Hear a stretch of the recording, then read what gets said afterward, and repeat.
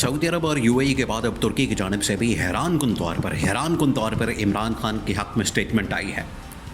और ये तुर्की के अंदर भी, अरब ममालिक के अंदर भी, जो सबसे बड़ा इस वक्त अरब ममालिक का जो टीवी चैनल है अल जज़ीरा, उसने भी रिपोर्ट किया। और उसने रिपोर्ट करके तमाम जो हक़ाइक़ है, ये ना सिर्फ जो सऊदी अरब और यूएई का दौरा है उस दौरे के मतलब जो तमाम हक़ाइक़ हैं वो सामने रखे हैं, बल्कि अभी जो शहबाज शरीफ ने तुर्की का दौरा किया और तुर्की के दौरे में उन्होंने जो तैयब अर्दगान के साथ जो मुलाकातें की, तैयब अर्दगान के साथ जो मीटिंग की, उसके तमाम जो हालात व वाक़यात है वो सारे के सारे बयान कर दिए। और उसके अंदर असल कहानी बयान कर दी है कि आखिरकार हो क्या रहा है इंटरनेशनल लेवल के ऊपर। देखें, हालात बड़ी तेज़ी के साथ तब्दील हो रहे हैं, ख़राब हो रहे हैं।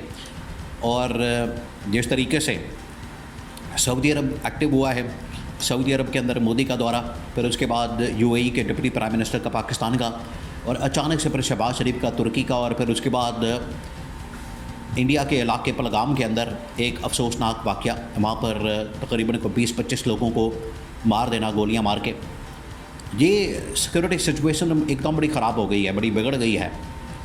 इस सिनारियो के अंदर, इस सिचुएशन के अंदर जो खित्ते की सूरत हाल है बड़ी तेज़ी के साथ तब्दील हो रही है।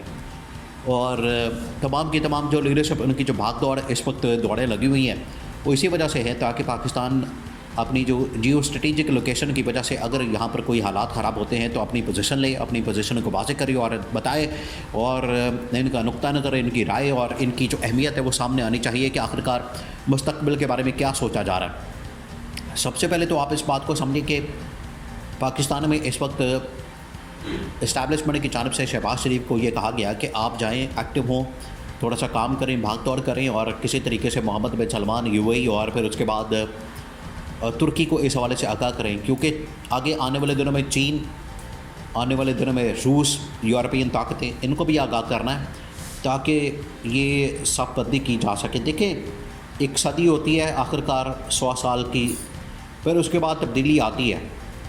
और ये जब पिछले सदी के दौरान वर्ल्ड वॉर 1, फिर उसके बाद वर्ल्ड वॉर 2 हुई, तो 1945 के बाद, 1940-45 के बाद दुनिया एकदम बदल गई, हालात बदल गए, चीज़ें बदल गई, चेंज हो गई। तो अब आहिस्ता आहिस्ता दुनिया जो है उसी 100 साल की तरफ जा रही है। अब तकरीबन 10-15 साल रह गए, 100 साल मुकम्मल हो जाएंगे उस सदी को, जो 1945 से शुरू हुई, अब 2045 के अंदर, 40 के अंदर। तो इसी वजह से चीज़ें चेंज हो रही हैं, ताकतें बदल रही हैं, सुपर पावर्स बदल रही हैं, ख़त्ों के अंदर जो है हालात बदल रहे हैं बड़ी तेज़ी के साथ। इन पिछले 100 सालों के अंदर अगर आप 1945 से आज 2025, ये तकरीबन को 80 साल बन जाते हैं, आप इनका मवाजना करें तो आपको हकीकत का पता चल जाएगा, आपको सारे हक़ाइक़ सामने आ जाएंगे, आपको अंदाज़ा हो जाएगा कि किस तरीके से पिछले ये तकरीबन 80 सालों के अंदर बड़ी बड़ी डेवलपमेंट्स हुई हैं। और कभी कोल्ड वार, कभी तालिबान के ख़िलाफ़ जंग, कभी अफ़गानिस्तान के अंदर जंग, कभी रूस के ख़िलाफ़ जंग, कभी मुल्कों का टूटना, दहशतगर्दी के ख़िलाफ़ जंग, बड़े वाक़यात हुए। और उसमें जो सबसे बड़ा इनकलाब आया वो आया आखिरकार डिजिटल मीडिया का, सोशल मीडिया का, इंटरनेट का, आईटी का। ये जो इनकलाब है इसने पूरी दुनिया को बदल के रख दिया। ये इस सदी का, इस क्वार्टर का ये सबसे बड़ा इनकलाब है जिसने पूरी दुनिया को हिला दिया, जिसके अंदर आर्टिफिशियल इंटेलिजेंस और तमाम चीज़ें।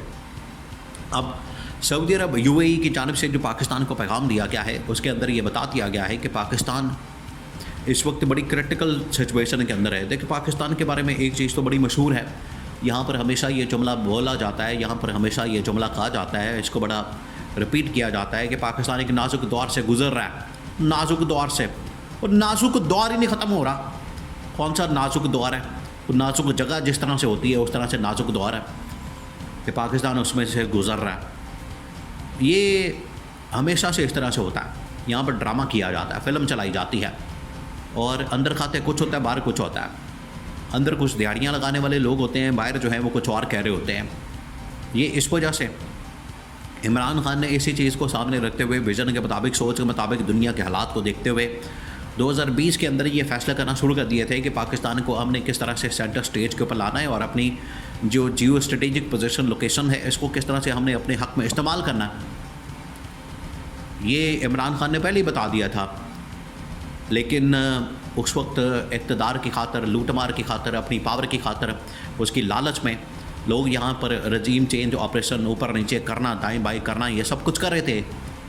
वो विज़न क्योंकि इनके पास नहीं था इसलिए इनको नज़र नहीं आ रहा था, इमरान खान को अंदाज़ा था। तो आज इमरान खान जेल में बाय सब कुछ हो रहा है। आज इसी वजह से इंटरनेशनल जितनी ताकतें हैं बड़ी बड़ी, वो इमरान खान की रिहाई की डिमांड कर रही हैं। इमरान खान की रिहाई का उनकी जानिब से मुतालबा किया जाता है। वो यही उनके सामने इसी तनाजुर के अंदर ये बात की जाती है, उनके सामने यही चीज़ होती है, उनके सामने यही पिक्चर होती है, उनके सामने यही फ़िल्म चल रही होती है। सब कुछ तो पहले बता दिया गया था। अब सऊदी अरब और यूएई और इसके बाद तुर्की के सदर तैयब एर्दोगान देखें ऐसी पोजीशन के ऊपर है जहाँ पर आधा तुर्की के अंदर आधा इस्लामी दुनिया के अंदर उनका मुल्क है।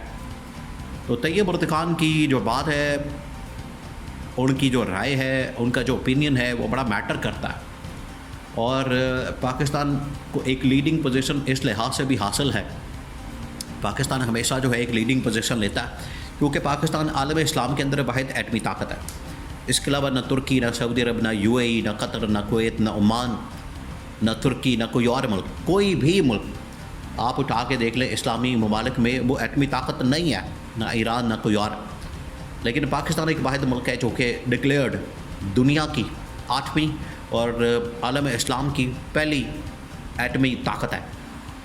तो इस वजह से पाकिस्तान की जो पोजीशन, अब शहबाज शरीफ को जो भेजा गया तो उसने जाके तैयब एर्दोगान ने ये कहा कि शहबाज शरीफ साहब आप बाहर निकलें और दुनिया के हालात व वाक़यात को देखें, दुनिया के अंदर क्या हो रहा है। खाली वहाँ पर बैठ के और खाली वहाँ पर मंजी डा के बैठ के सूटा लगा के और सिर्फ कहानियाँ चला के बयानियाँ बना के कैंपेनें करके ये इश्तिहारबाजियों से ख़बरें चला के कुछ नहीं होने वाला। दुनिया के अंदर बड़ी बड़ी तब्दीलियाँ हो रही हैं, उसके ऊपर आपने नज़र रखनी है।